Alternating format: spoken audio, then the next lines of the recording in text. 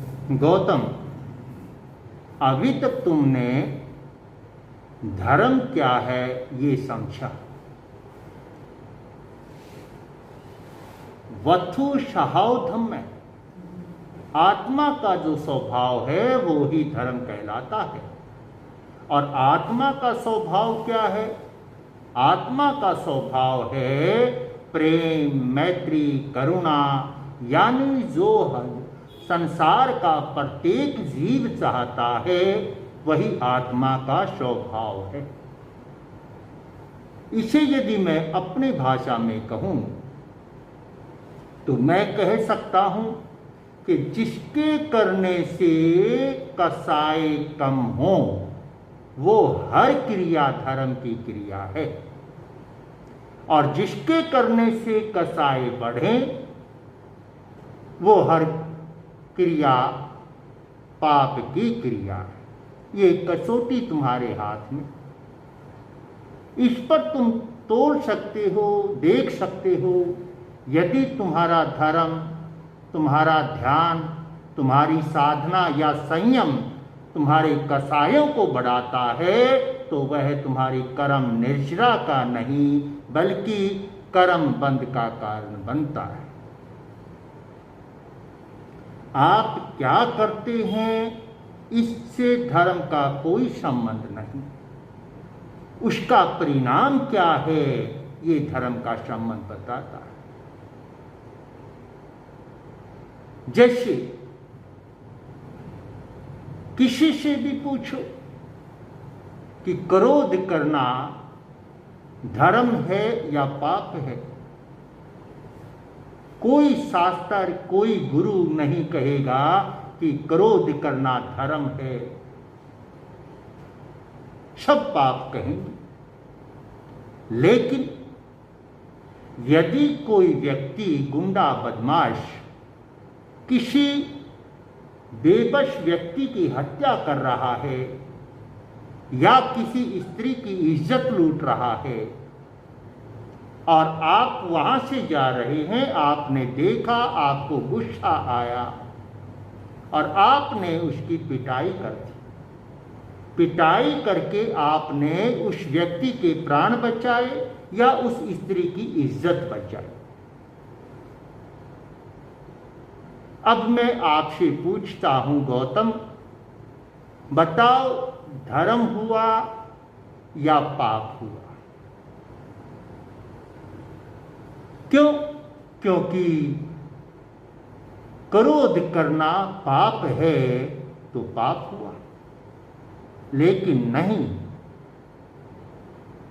आपने क्रोध किया लेकिन क्रोध से भी किसी के प्राण बचाए, किसी की इज्जत बचाई, यानी क्रोध के परिणाम में भी करुणा ही निकल कर आई। इसलिए ये पाप का मार्ग होते हुए भी ये धर्म का मार्ग बन गया। इसीलिए कहा है जे आसवा ते परिसवा, जे परिसवा ते आसवा, कि धर्मात्मा व्यक्ति के हाथ में पाप का रास्ता भी धर्म का रास्ता बन जाता है। जैसे धर्मात्मा व्यक्ति को अगर तुम तलवार पकड़ा दो जो हिंसा का कारक है, लेकिन वह तलवार भी धर्मात्मा व्यक्ति के लिए धर्म का कार्य करेगी, किसी की रक्षा ही करेगी, किसी की हत्या नहीं करेगी। लेकिन यदि दुष्ट प्रकृति का व्यक्ति है और तुम उसको शास्त्र पकड़ा दो तो दुष्ट प्रकृति के व्यक्ति के लिए शास्त्र भी शस्त्र बन जाएगा, किसी को नीचा दिखाने की प्रवृत्ति बन जाएगी। इसलिए सज्जन के हाथ में गलत चीज भी धर्म का रूप धारण कर लेती है और दुष्ट व्यक्ति के हाथ में सही चीज भी पाप का रूप धारण कर लेती है। इसीलिए कहा जे आसवा ते परिसवा, कि जो पाप का मार्ग है वो भी धर्म का मार्ग बन जाता है, और जो धर्म का मार्ग है जे परिसवा ते आसवा, वो भी पाप का मार्ग बन जाता है। दूसरे तरीके से देखो, दान है। दान को कोई भी व्यक्ति, कोई भी शास्त्र, कोई भी संत पाप नहीं कहेगा। हर शास्त्र, हर ग्रंथ, हर महापुरुष दान को धर्म के साथ जोड़ते। लेकिन आपने दान किया, और दान करने के बाद जब आपको स्टेज पर सम्मानित करने के लिए बुलाया जाता है, तब आपकी क्या वही चाल होती है जो सहज रूप से होती है, या कुछ अंतर आ जाता है? कार्य धर्म का किया, लेकिन अहंकार बढ़ा लिया। कार्य धर्म का था, लेकिन पाप कर लिया। धर्म के कार्य से जिससे अहंकार टूटना चाहिए था, उसके अहंकार बढ़ाने का शस्त्र बना लिया। इसलिए कहा है कि आप क्या करते हो ये महत्वपूर्ण नहीं है, महत्वपूर्ण है उसका परिणाम क्या निकलता है। और व्यक्ति को जिस समय वह मार्ग पर चल रहा होता है, उस समय उसे पता नहीं होता कि मैं सही हूं या गलत हूं। उसको पहचानने के लिए क्या करेगा? मान लो किसी ने आपके हाथ में कोई बीज दे दिया, आपको पता नहीं है ये बीज किस चीज का है।